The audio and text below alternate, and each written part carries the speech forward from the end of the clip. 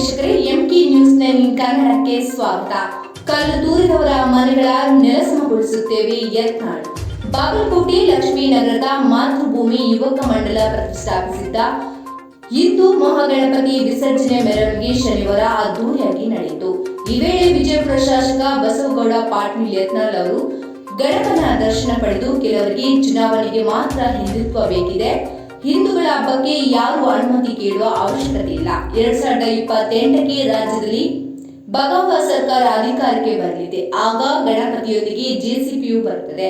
ಕಲ್ಲು ತೂರಿದವರ ಮನೆಯನ್ನು ನೆಲಸಮಗೊಳಿಸುತ್ತೇವೆ ಎಂದು ಹೇಳಿಕೆ ನೀಡಿದ್ದಾರೆ. ಈ ಗಣಪತಿ ಕಳ್ಸಾಕ ದೇವಿ ಕಳ್ಸಾಕ ಎಲ್ಲ ಹಿಂದೂಗಳು ಕುಡಿದು ಗಿರ್ಚೆ ಆಡಿ ದಂಧೆ ಮಾಡಿ ಹಸಿಸ್ತೀವಿ ನಡ್ಕೋತಾರ. ಅದು ನಮ್ಮ ಸಮಾಜದವ್ರು ಹಂಗಲ್ಲ ಅಂತ ಹೇಳಿದವ್. ನಾವು ನೀವು ಒಂದೇ ಮಾತು ಹೇಳಿದ್ರೆ ಹೌದಪ್ಪ, ನಮ್ಮಲ್ಲಿ ಕೆಲವೊಂದು ಹುಡುಗರು ಕುಡ್ದಿರ್ಬೋದು, ಏನೋ ದಂಧೆ ಮಾಡಿರ್ಬೋದು, ಆದ್ರೆ ಮತ್ತೊಬ್ಬರ ಮನೆ ಮ್ಯಾಗ ಕಲ್ಲು ಹೋಗಿ ಅಂತ ತಪ್ಪಿಸೈತಿ. ನಮ್ಮಲ್ಲಿ ದೇಶದ್ರೋಹಿ ಸಾಧ್ಯ ಇಲ್ಲ. ಇವತ್ತು ಪ್ಯಾಲೆಸ್ತೈನ್ ಜೆಂಡಾ ಹಾರಿಸಂತ ಮಕ್ಕಳು, ಇಸ್ರೇಲ್ ಹೊಡೆದು ಹೊಡೆದು ಹೊಡೆದು ಹೊಡೆದು ಹೊಡೆದು ಹೊಡೆದು ಖತಮ್ ಖತಮ್ ಖತಮ್. ಇಸ್ರೇಲ್ ಮಕ್ಕಳೇ ನೀವೆಲ್ಲರೂ ಪ್ಯಾಲೆಸ್ತೈನ್ ಜೆಂಡಾ ಹಾರಿಸಿದ್ರೆ ನಾವು ಇಸ್ರೇಲ್ ಜೆಂಡಾ ಭಾರತ ಜೆಂಡಾ. ಅದಕ್ಕೆ ಕರ್ನಾಟಕ ಸರ್ಕಾರಕ್ಕೆ ಎಚ್ಚರಿಕೆ ಕೊಡ್ತೀನಿ, ಪ್ಯಾಲೆಸ್ತೈನ್ ಜೆಂಡಾ ಯಾರು ಹಾರಿಸಿರಲ್ಲ ಈ ರಾಜ್ಯದಾಗ ಅವ್ರ ಮ್ಯಾಗ ಆಕ್ಷನ್ ಮಾಡಬೇಕು, ಬದ್ದು ಒಳಗಾಕ್ಬೇಕು. ನಾಳೆ 2028ಕ್ಕೆ ನಮ್ದೇ ಸರ್ಕಾರ ಬರುವುದು. ಯಾರಿಗೇನು ಬೇಕಾದಲಾಗ ಹೊಡೆಯಲಾಗ ನಾವು ಸರ್ಕಾರದಾಗ ಇರೋರು.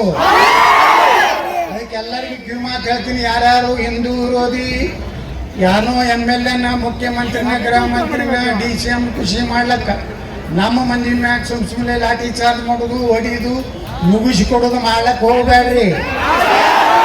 ನಮ್ಮಲ್ಲಿ ನಾವು ಲಿಸ್ಟ್ ಮಾಡಿರ್ತೀವಲ್ಲ, ಪ್ರತಿಯೊಂದು ಗಣಪತಿಯಿಂದ ಒಂದೊಂದು ಜೆಸಿಬಿ ಬರ್ತದೆ. ಎಲ್ಲರೂ ಕಲ್ಲು ಬರ್ತದ್ರ ಮನೆಗೆ ಹೋಗಿ ಅಡ್ಡೆ ಬಿಡೋದು. ನಿಮ್ಮ ಅದೇ ಕಾರ್ಯಕ್ರಮದಾಗ ನಮ್ಮ ಒಬ್ಬ ಹಿಂದೂರು ನಿಮ್ಮ ಕಲ್ಲು ಹೋಗದಾನ, ಏನಾದ್ರು ತೊಂದರೆ ಮಾಡ್ಯಾನ, ನೀವು 5 ಸಲ ದಿನ ಒದರಿದ್ರು ಸುಮ್ಕೋತ. ಇದೇನು ಹಿಂದೂಸ್ತಾನ ಪಾಕಿಸ್ತಾನ ಅಲ್ದು?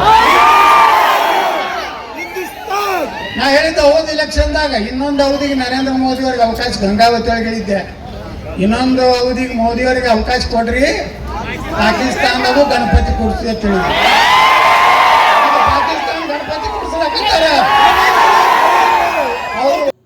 ವರದಿ ಮಂಜುನಾಥ್, ಎಂಕೆ ನ್ಯೂಸ್ 9 ಕನ್ನಡ, ಬಾಗಲಕೋಟೆ.